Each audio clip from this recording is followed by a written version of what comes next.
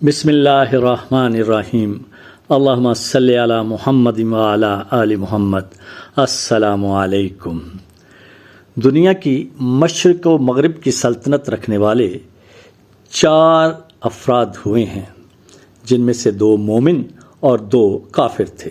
حضرت سلمان بن داؤد اور حضرت ذوالقرنین دونوں مومن بندے تھے اللہ کے، اور کافروں میں نمرود اور بخت نصر وہ تھے جنہوں نے پوری دنیا پر حکمرانی کی۔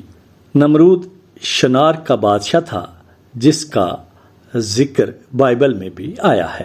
اس بادشاہ کا نام نمرود بن کنعان بن سام بن نوح تھا۔ نمرود بن کنعان بڑا جابر بادشاہ تھا۔ سب سے پہلے اسی نے تاج شاہی اپنے سر پر رکھا۔ اس سے پہلے کسی بادشاہ نے تاج نہیں پہنا تھا۔ یہ لوگوں سے زبردستی اپنی پرستش کرواتا تھا۔ کاہن اور نجومی اس کے دربار میں بکثرت اس کے نزدیک رہتے تھے۔ نمرود نے ایک رات یہ خواب دیکھا کہ ایک ستارہ نکلا اور اس کی روشنی میں چاند، سورج وغیرہ وغیرہ سب ستارے بے نور ہو گئے۔ کاہنوں اور نجومیوں نے اس خواب کی یہ تعبیر دی کہ ایک ایسا فرزند پیدا ہوگا جو تیری بادشاہی کو ختم کرے گا، زوال کا باعث بنے گا۔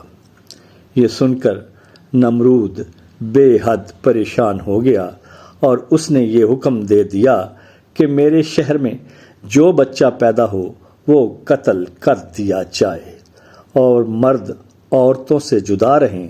چنانچہ ہزاروں بچے قتل کر دیے گئے، مگر تقدیر الہیہ کو کون ٹال سکتا ہے؟ اسی دوران میں حضرت ابراہیم علیہ السلام پیدا ہو گئے، اور بادشاہ کے خوف سے ان کی والدہ نے شہر سے دور پہاڑ کے ایک غار میں ان کو چھپا دیا۔ اسی غار میں چھپ کر ان کی والدہ روزانہ انہیں دودھ پلا دیا کرتی تھی۔ بعض مفسرین کا قول ہے کہ 7 برس کی عمر تک، اور بعض نے تحریر کیا ہے کہ 17 برس تک آپ اسی غار میں پرورش پاتے رہے۔ روایت ہے کہ جب نمرود نے اپنی ساری قوم کے روبرو حضرت ابراہیم علیہ السلام کو آگ میں پھینک دیا تو زمین و آسمان کی تمام مخلوقات چیخ چیخ کر بارگاہ خداوندی میں عرض کرنے لگیں کہ خداوند، تیرا خلیل آگ میں ڈالا جا رہا ہے، اور ان کے سوا زمین میں کوئی اور انسان تیری توحید کا علمبردار اور تیرا پرستار نہیں، لہٰذا تو ہمیں اجازت دے کہ ہم ان کی امداد و نصرت کریں۔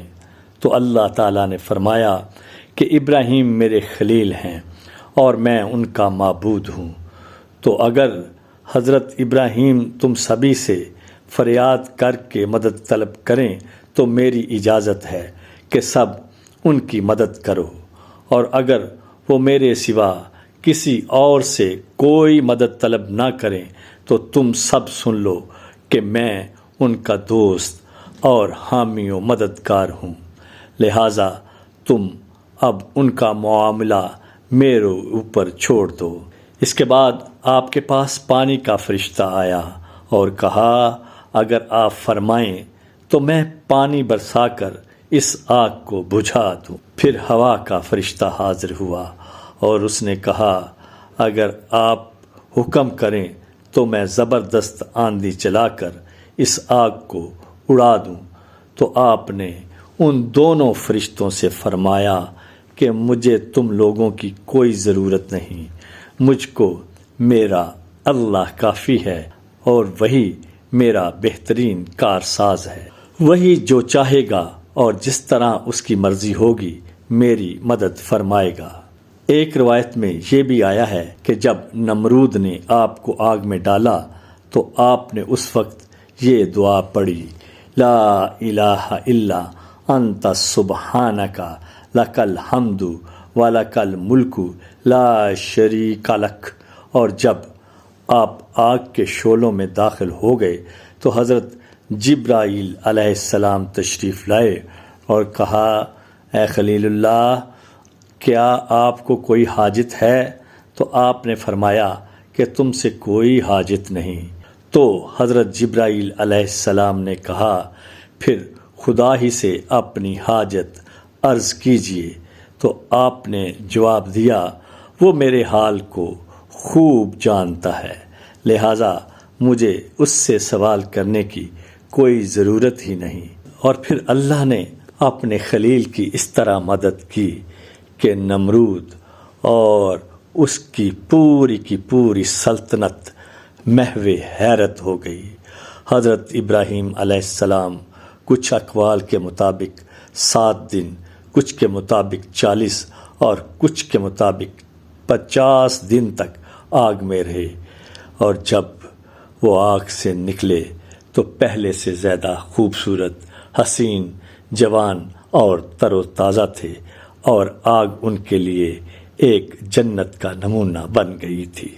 نمرود نے خدا ہونے کا جھوٹا دعویٰ کر رکھا تھا، اور جو اسے خدا نہ مانتا اس پر بہت ظلم و ستم کرتا تھا اور قتل بھی کروا دیتا تھا۔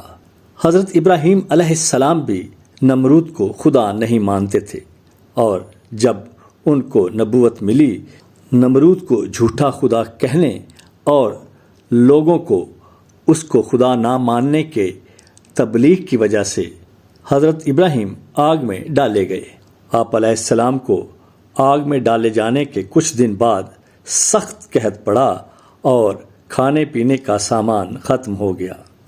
لوگ نمرود کے دربار میں جا کر اناج کی درخواست پیش کرتے، جواباً نمرود ان سے اپنے خدا ہونے کا اقرار کرواتا۔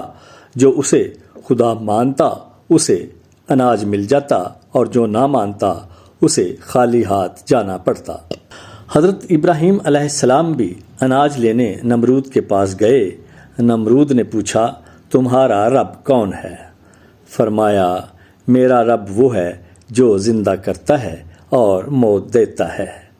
یہ سن کر نمرود بولا، یہ قدرت تو میرے پاس بھی ہے۔ یہ کہہ کر اس نے 2 قیدی بلوائے، ایک کو چھوڑ دیا اور ایک کو قتل کروا دیا۔ آپ علیہ السلام نے نمرود کی کم عقلی دیکھ کر فرمایا، میرا رب مشرق سے سورج کو نکالتا ہے، اگر تو خدا ہے تو مغرب سے سورج نکال کر دکھا۔ یہ سن کر نمرود حیران ہو گیا اور کوئی جواب نہ دے سکا۔ کچھ دیر بعد اپنی شرمندگی مٹانے کے لیے بولا، میرے پاس اناج نہیں ہے، جاؤ اپنے رب سے جا کر اناج مانگو۔ حضرت ابراہیم علیہ السلام نمرود کے دربار سے نکل آئے اور گھر کی طرف چل پڑے۔ راستے میں ریت کا ایک ٹیلہ نظر آیا۔ آپ علیہ السلام گھر والوں کو خوش کرنے کے لیے اسی ریت سے ایک تھیلا بھر کر گھر لے آئے اور سو گئے۔ اللہ کی شان دیکھیے کہ آپ کی بیوی حضرت صالح علیہ السلام نے تھیلا کھولا تو وہ آٹے سے بھرا ہوا تھا۔ انہوں نے فوراً روٹیاں بنائی اور آپ کو جگایا۔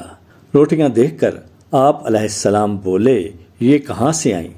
انہوں نے کہا، یہ اسی آٹے سے بنائی ہیں جو آپ تھیلے میں بھر کر لائے تھے۔ آپ علیہ السلام سمجھ گئے کہ اللہ پاک کی طرف سے ریت آٹے میں تبدیل ہو گئی، چنانچہ آپ نے اللہ کا شکر ادا کیا۔ ادھر اللہ پاک نے انسانی شکل میں ایک فرشتہ نمرود کے پاس بھیجا۔ فرشتے نے اس سے کہا، تیرا خدا کہتا ہے تو مجھ پر ایمان لے آ، میں تیری بادشاہت قائم رکھوں گا۔ نمرود بولا، کون خدا؟ خدا تو صرف میں ہوں۔ فرشتے نے دوسری اور پھر تیسری بار بھی اپنی بات دہرائی، مگر ہر بار نمرود نے انکار ہی کیا۔ نمرود کی اس سرکشی کا نتیجہ یہ ہوا کہ نمرود نے وہ فوج جو حضرت ابراہیم علیہ السلام کے مقابلے میں تیار کی تھی، اور ابراہیم علیہ السلام کو یہ چیلنج کیا تھا کہ پہلے اپنے رب کو کہو میری اس فوج سے نمٹے، پھر وہ مجھ سے بات کرے۔ نمرود کا یہ کہنا تھا تو آسمانوں سے مچھروں کی ایک فوج جو دور سے ایک کالی گھٹا لگتی تھی وہ نمرود کی فوج کی طرف آنا شروع ہوئی۔ دیکھتے ہی دیکھتے مچھروں کی فوج نمرود کے لشکر پر مسلط ہو گئی، جس نے لشکر کے تمام افراد کا گوشت کھا کر سارا خون پی لیا اور ان کی صرف ہڈیاں باقی رہ گئیں۔ مچھر اتنے زیادہ تھے کہ سورج کی روشنی دکھائی نہیں دیتی تھی۔ نمرود یہ ہولناک منظر دیکھتا تھا مگر کچھ نہیں کر سکتا تھا۔ اس کے بعد اللہ کا کرنا یہ ہوا کہ ایک مچھر نمرود کی ناک کے راستے دماغ میں گھس گیا اور مغز کھانا شروع کر دیا۔ درد کی شدت سے نمرود پاگل ہونے لگا اور اس نے اپنی تکلیف ختم کرنے کے لیے سر پر لکڑی کے ڈنڈے لگوانا شروع کر دیے۔ خدا کی قدرت، جب سر پر ڈنڈا پڑتا تو مچھر تھوڑی دیر کے لیے کاٹنا چھوڑ دیتا اور جب ڈنڈا نہ پڑتا تو کاٹنا شروع کر دیتا۔ کیفیت یہ ہو چکی تھی کہ جو شخص نمرود کے سر پر زوردار چپت لگاتا وہ اس کا ہمدرد کہلاتا۔ یوں ڈنڈے پڑتے پڑتے اور چپت لگتے لگتے 400 سال گزر گئے اور بالآخر نمرود ذلیل و رسوا ہو کر مر گیا۔ وما علینا الا البلاغ۔